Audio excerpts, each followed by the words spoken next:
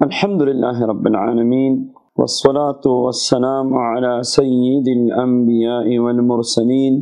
وعلی آلہ واصحابہ اجمعین، اما بعد۔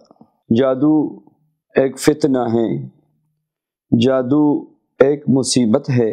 اور جتنا ہم خیر القرون یعنی نبی کریم صلی اللہ علیہ وسلم کے مبارک زمانے سے دور ہوتے جا رہے ہیں، اتنا ہم شر القرون یعنی دجال کے زمانے کے قریب ہوتے جا رہے ہیں، اور دجالی زمانہ اور دجالی فتنہ اور دجال کی پوری ترتیب یہ جادو پہ ہے۔ یہ یاد رکھیے، جادو سے حفاظت قرآن و حدیث کی مبارک دعاؤں اور آیات مبارکہ ہی سے ممکن ہے۔ جادو کا توڑ ہو، جادو سے حفاظت ہو، اور جادو کے شر سے حفاظت ہو، تو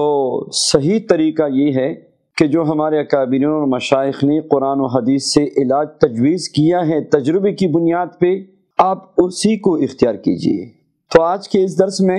آپ کو یہ عمل دے رہا ہوں کہ اگر گھر پہ جادو کا اثر ہے، اگر دکان پہ ہے، آفس پہ ہے، فیکٹری پہ ہے، تو اس کا توڑ کیا ہوگا اور کیسے ہم اس کے شر سے محفوظ رہیں گے۔ تو یہ بہت ہی آسان عمل ہے۔ آپ وضو کر کے قرآن پاک کی 114 صورتیں ہیں، ہر صورت کی آخری آیت یہ آپ خود یا کسی نیک بندے سے یہ لکھوائیں۔ پھر جس گھر پہ، جس دفتر پہ، جس فیکٹری میں، جہاں بھی جادو کے اثرات ہے، بندش ہے، خون کی چھینٹیں پڑتے ہیں اور اس طرح چیزیں گم ہو جاتی ہیں یا آگ لگ جاتی ہے، جو بھی جادو کے اس طرح کے اثرات ہیں، وہاں پہ اس کو چسپاں کریں، لگائے، پلاسٹک کوٹنگ کر کے ان آیات شریفہ کو چسپاں کریں، لگائیں، اور 3 دن مسلسل سورہ بقرہ کی آخری رکو 2 مرتبہ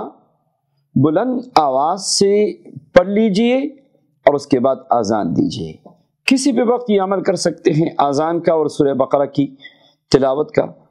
آخری رکو، تو انشاءاللہ اس عمل کی برکت سے جادو کے اثرات ختم ہو جائیں گے۔